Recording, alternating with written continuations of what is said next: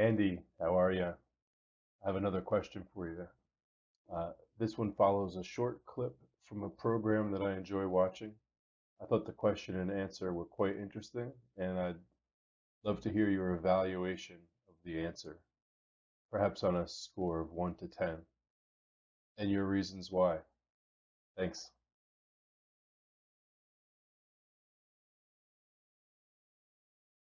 Stalin permits his wife, Proskobieshev's wife, Yeah, to be imprisoned and executed.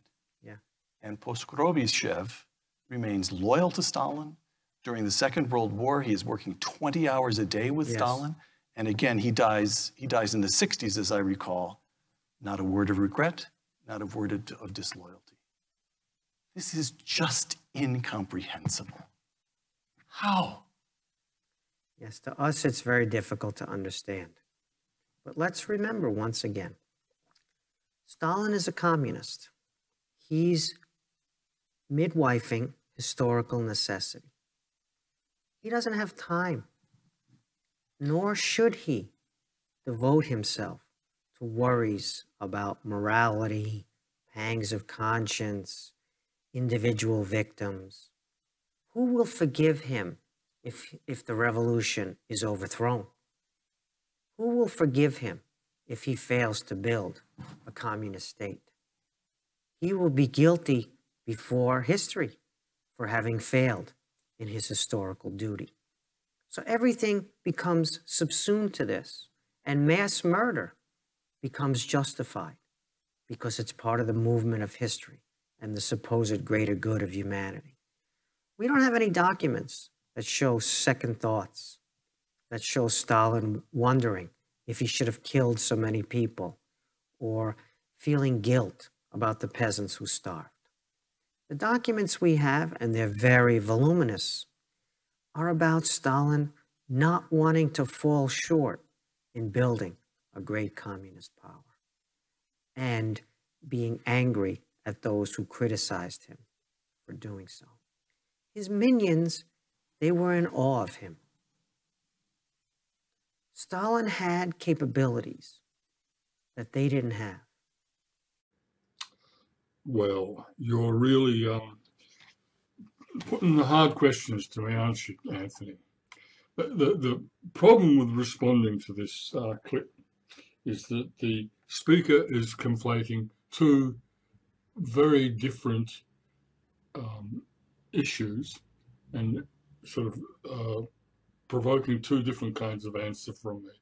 So I'll try and explain. On the positive side, or the tragic side, they're both tragic. Yes, the generation of people who came of age in the early part of the 20th century in Russia gave their lives for the revolution. And they identified themselves completely with the tasks of the revolution of achieving socialism, and would have gladly give up that life in that cause and remained faithful to that cause till the day they died. I'm part of a different generation. My 1917 was in 1968. And the experiences of those movements so transformed me that I also have dedicated my life to the struggle for socialism. But things have worked out very differently in this half of the century than they did in the first half. Not more successfully, but perhaps less tragically. The speaker and what they're drawing out brings out the strength of identity formation when an individual commits themselves to a project much greater than themselves. The early Christian martyrs who were roasted to death while forgiving their torturers, and right down through history, we find that the people who gifted with the possibility of participating in an historic change do so with great commitment. The speaker confuses the issue no end, because the fact is that Stalin was a world historic criminal. He was not a revolutionary. Well, nothing is simple here. As a young man, he was just like the others, committing himself to a good cause. But history sorts people out. As the hard times came, he was the first and most significant figure to really pull back, and instead of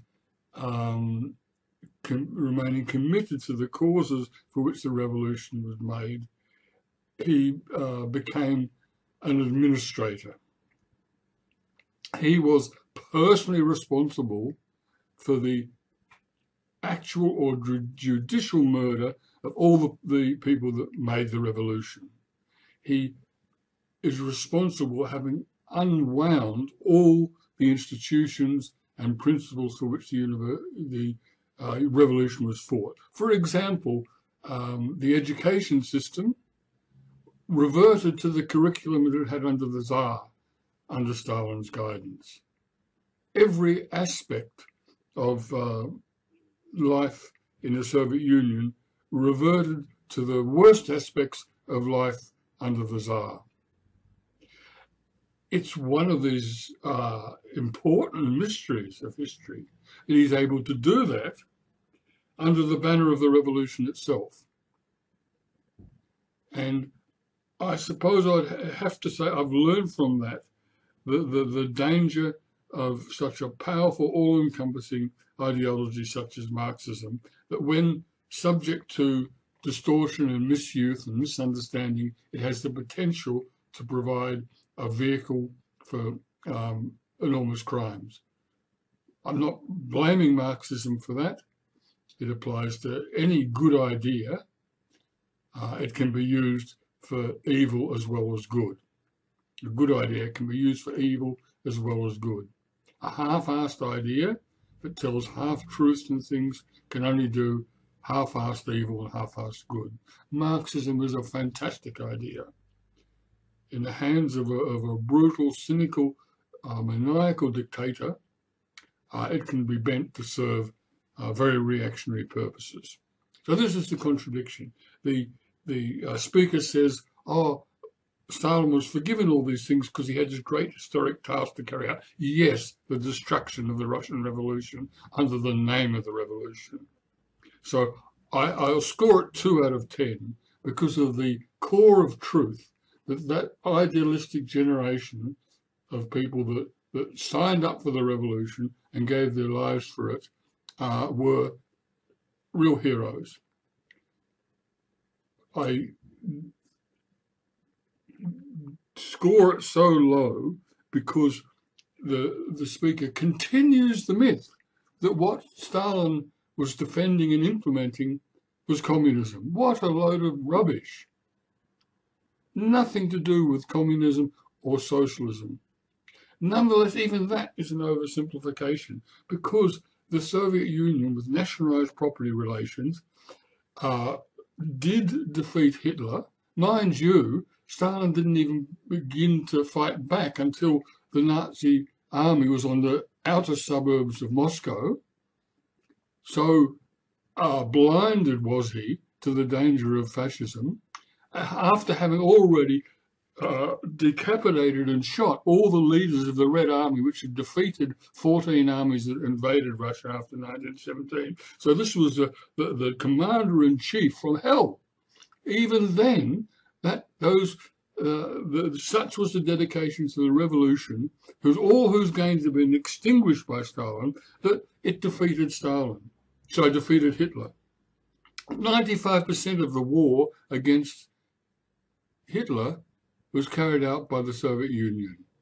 The Americans and the British came in at the end, when the job was already done, when Hitler's back had been broken. War in the Pacific, of course, is something else.